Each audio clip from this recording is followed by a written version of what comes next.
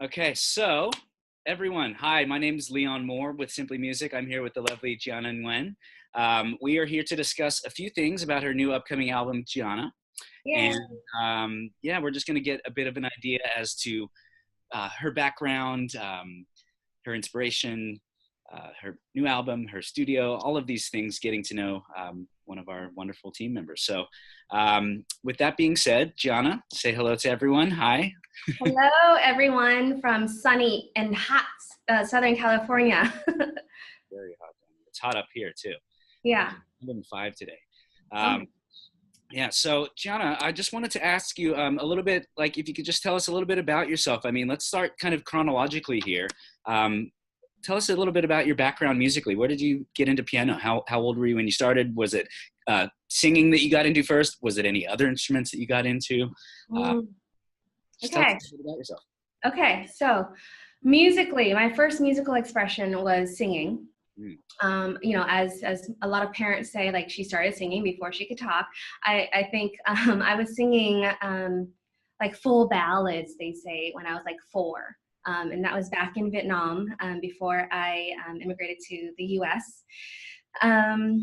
Piano was introduced to me, I think, when I was about 7 years old through I think some quick lessons, because we were living with somebody who taught lessons, and so I kind of snuck in a couple of lessons, but I really didn't dive into regular lessons until I was about 10, when my dad and I settled into Orange County, and he bought me my first piano, which I still have to this day, and that's the piano I play on. That's the one I write on, so it's got a lot of sentimental qualities to it too. And then just as far as singing, I've been singing throughout, elementary school, and most of my vocal training came from the public school education system through choir. And so I have a lot of respect and admiration and gratitude to my voice teachers in elementary school, junior high, high school, all of them. They made an impact on my life. And so in addition to my piano teacher, who I was with for about 9 years as a student, I think, they all made an impact on me. And so I'm hoping one day there'll be one of my students talking about, oh, that Miss Giana, that one time. So yeah, that's musically, that's the start of everything. Right. And what was the style of your lessons when you were first taking piano lessons? Was it traditional? Was it very traditional? Yeah, Simply Music wasn't around then. It was very traditional, very classical, and I got really good at it. And it was reading based, of course. But as we talk more about Simply Music, I'll get into how that's fulfilled my life a little bit more. Wonderful. Yeah. So with that being said, how did you find out about Simply Music? How did you get into this? So it was a funny story. My studio partner, Alex Tai Nguyen, I think some people know him as Tai, he found me because he was listening to a Vietnamese radio station one day. And I'm not the type of music for Vietnamese radio stations, because I'm more mainstream American pop type singer. And so he said that's what caught his attention, and he can verify this conversation later, but he was listening to the radio. He's used to the Vietnamese commercials, and then one of my songs came on, and it struck him as something different, and so he took it upon himself to research and look me up and find me. And I'm in Orange County, where he is in Orange County as well, and he invited me to be a guest performer at one of his students' piano parties. And from there, we just kind of started talking about piano lessons. And he had shared with me about Simply Music. And at first, I was very suspect, as most people who don't know Simply Music are. But I kind of just opened up myself to the possibilities. And as he started telling me more about the method, and as I witnessed his students performing it at the piano party, I was very, very much intrigued. And so he showed me some of the reference books. Like, he opened up Reference Foundation 1. I was like, what are these symbols, and how the heck do students learn how to play like this? Yep. But again, I was pulled in because I felt like there was something really unique about this, that his students were able to play the way they did with just these little tools. And I wanted to see more into it. And then he shared with me that one of his goals was to go from his home-based studio to opening a commercial space in Irvine. And at that time, I was living in the city of Irvine, and I was like, you know what? Let's give it a go. And I dug into the, I didn't teach Simply Music before I opened the Simply Music studio, so it's kind of crazy, right? But why not? I did the teacher training, and the more I did it and the more I got into it, the more I was like, yes, there is something really, really special and unique about this, and I want it in my life for me, but I also want to spread the musicality that is Simply Music to the community. And so, Robin was my conference call coach back then, and I love speaking with her, and I still love talking to her now. And so then Alex and I and another partner teacher at that time, Stephanie Chang, opened up our music school, Dancing Keys Music Studio, in 2013. And we're here now. I'm in the studio now as we speak before the students come popping in. As far as impact on your life and your students' life, how's Simply Music been for you as far as an impact? I think it started out as more of like an interesting thing, something different than what I was familiar with. Yeah. But the more I dove into the curriculum, the more I taught it, the more I felt like, oh my gosh, this is deep and it's meaningful and it's impactful. Yep. The life lessons that you learn from this curriculum. I never had those conversations with my teacher. I loved her, but I never had these conversations with her. And just the focus on being musically expressive rather than perfection. And the focus on playing as opposed to being excellent readers in order to qualify you as a piano player. Yeah. But I think my favorite program, and that really made an impact on me, was the accompaniment program. Just the way it's presented is just it's so clear and it's so simple. And I think, historically, when I was learning, a C chord meant learning C, E, and G. A D chord had to be D, F sharp, and A. It wasn't visually yeah, and just then applying the chord extensions from knowing the basic things was just, it was so simple but yet profound. And I love that accompaniment skill, and I want all my students and to have that in their tool belt. And then as a musician, as a gigging musician, as a performer, as a music writer, I think that has really impacted me on twofold. Publicly performing, I think, or jamming with other musicians. I always felt like an imposter. I was like, oh my God, you guys want to jam? Where's my sheet music? I need to have everything spelled out for me or I can't play. Yeah. But with this program, I feel confident. I feel like, okay, I can do this. I can talk the musician lingo and feel cool about doing it. And then publicly, when I had my first gig as a singer-songwriter, I was so nervous, not about the audience, but about the fact that I could not use my sheet music. I was so dependent on it. And I had to really force myself to memorize the chords that I had written and reprocess the information in a different way so that it just locks in a lot more. And so now when I'm seeing my students play and sing and just say, Miss Giana, I want to learn this song from The Greatest Showman, or I want to learn Coldplay, or I'm loving Taylor Swift. I'm like, yeah, let's do it. And then they're just getting into the groove of it, just using their own skills. And I just love that. And I want all students to have the accompaniment skill in their tool belt, because I never had that. Right. And I just love it for myself. I think I saw some of your students, young students too, playing like Sweet Dreams by Annie Lennox. Right. They brought that to me. Right? Yeah. Yeah. And I was like, sweet, let's do it. So speaking of application, which I find that the accompaniment program really has so much of, I'm sure that in writing your latest album, that this might have had some serious application as well. So let's maybe shift gears a bit and start talking about this lovely new album that you've just released, I believe, or it's releasing tomorrow. Oh yeah, 7/27. Yeah, it's taken me a while. And funny thing is, like 7/27, and it was 7 years ago that I released my first album. So all these sevens are coming up. Yeah. But anyway, Lucky number 7. But yeah, the new album was written, I think, with me knowing a lot more about myself, a few more years of living life and knowing more of my own voice, metaphorically and and then also just having more chords, just more chords in my arsenal to be able to play with.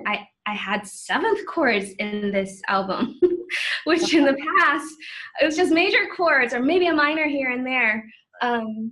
But just that simple 7th, it's just, it adds so much to the sound and the difference between my first album and this album. And then also just all the accompaniment variation program with all the rhythmic changes and how you can play your 2 hands to create that a groove of music. I think I've put a lot into this new album too. And just, it's been wonderful to have Simply Music and things I've learned from that and put that into, like you said, practical application into writing for this new album, which has taken me a few years to do, but here it is. Great. Yeah. So, in listening to your album, which is really great, I spoke with you a little bit off to the side, and you had told me that there's a lot of meaning behind some of these songs, a lot of really great and meaningful stories. So I wanted to speak with you a little bit about some of the stories, getting to know the story behind Giana. Yeah. So the album is called Giana, not because I want to be on one name moniker or anything, but really it's a reflection of me over the last few years of my life. And also a little bit of backstory. My name has changed so much from when I was born to when I became a US citizen, to when I got married and when I got divorced. And then so it's just like all those different things change, but yet at the core, I'm hoping I will always remain true to myself. And so I think that's also where that Giana thing comes in. And just like, hey, this is me. I'm putting it out there, but I'm also putting it in here for myself too. And so that's the name of the album. And the songs reflect the different aspects of me over the last couple of years. There's, like I said, there's been a divorce. I have a child since my last album release. I'm discovering new love after a broken marriage. I'm having, there's some self-empowerment vibes in the album too, just to be like, I have to be my own cheerleader before anybody else can believe in me, you know? And so, yeah, each one has a different meaning to it. And I think what prompted the fact that we're talking today was a recent trip to Seattle, where I saw your dad and I saw Robin and I saw all the other teachers in the area. It was a teacher's retreat. And, you know, we were all required, because it's Robin, she runs a requirement-based life. We were all required to perform a song, and I wasn't sure what I was gonna do going into that weekend. But as more and more teachers shared their own stories about either their original compositions, or if they were playing somebody else's song, but they shared their personal story about the music, I was more empowered, and I felt like, you know what, I need to be vulnerable in this moment too. And if anybody can appreciate this, it would be my Simply Music community of teachers. And so the song that I decided to share was a song called I See You. And it was written for my son, Adam, who is on the autism spectrum. And so the message behind the song is that as a mom, you just want to comfort your child at all possible aspects of their life. And so when we had his first diagnosis, he was about 2.5 when he was diagnosed with having autism. And it just made things so much more like, oh, aha, I get it now. It's like, that's what was causing some challenges with his communication and his expressions and his receiving of information. And so whenever he was frustrated, I was just like, oh gosh, I just really get it. I feel it. It's just imagining him being in his own world and having his frustrations, but yet not being able to articulate it. I mean, even as adults, how frustrated would we feel if we were somewhere foreign and we could not express ourselves and let it out and be heard? And so the idea for this song has been spinning for a while, but finally I kind of just put it into the lyrics and the melody. And it's just like, what I want to tell him, my child, is that I see you. I love you. I see you exactly who you are, even when you don't have the right words to say. Even if you're feeling like you're spinning out of control, you're okay. I love you. You're just enough. You're perfect the way you are. And I think that is something that I think we can all relate to if we're parents, and even as teachers, we want to have that same message to our students. And so that's the message behind that song. And what made it super special with me when I was around my symphony music cohort this last trip to Seattle was that I called them my tribe, because when you're in a group that just gets it, you don't have to explain yourself. And I shared with everyone that the minute I walk into a symphony music gathering, I just feel like this overwhelming relief, and also this palpitating feeling in my chest, like all these emotions, all my feelings just get right there, because it's like we all connect. We all know exactly what we want to do with this music world. And so before I performed the song, I told them a little bit about the backstory, but I also gave them creative freedom. I knew this group was going to be musical, and I said, hey, once you guys get the chorus, I want you to sing along. I want you to just do your thing. And as I was singing, and as the chorus came up again after the first repeat, the symphony music choir of teachers naturally formed, and they surrounded me with their harmonies, and it was impromptu and it was beautiful, and it was just such a meaningful moment for me. And then during a lunch break after the performance, I was like, okay, thank God I didn't get through that with too many tears. I asked everyone to gather around again and record it on a little video, and I posted that online, and I just had to share that moment. Because one, as a creator, when somebody else is singing your song, it's just so gratifying and humbling, but also to have them sound so beautiful. I was inspired. I want to go back into the studio and bring all of their voices with me and record like a whole new version of like an a cappella version or something. But that's anyway. Pretty powerful stuff. Pretty powerful stuff. So that's great, Giana. I mean, I really hope that this album takes off, and that it just gets into everyone's ears. I believe that you can buy it on kind of all major platforms. Yeah, it's going to be iTunes. Yes, I checked all those boxes. I'm self-releasing this bad boy, and so I use a distribution site and everything online: iTunes, Amazon, iHeartRadio, Pandora, Spotify, wherever, even Facebook. I think Facebook is now playing music. And so anywhere and everywhere that you can probably find digital music, you can probably find me. And I'm really appreciative of the fact that I can do it, but I'm also scared out of my mind that I'm putting myself out there and just opening up about these songs that are just so personal. You're letting your babies out into the world. Yeah. That's beautiful. I really, again, hope that this just is a great success for you, and everyone, you guys should check out the album. It's got some really beautiful stuff on there. I gave it a good listen through this week, and thank you for sharing that with me as well, Giana. Thank you so much. Thank you. So yeah, I mean, everyone, Giana, self-titled album, going to be coming soon. It's been a real pleasure chatting with you and getting to know a little bit about your backstory and what you're all about. So what do you think, in wrapping up, what do you think is the next chapter for you after this album takes off? What are your plans for the future?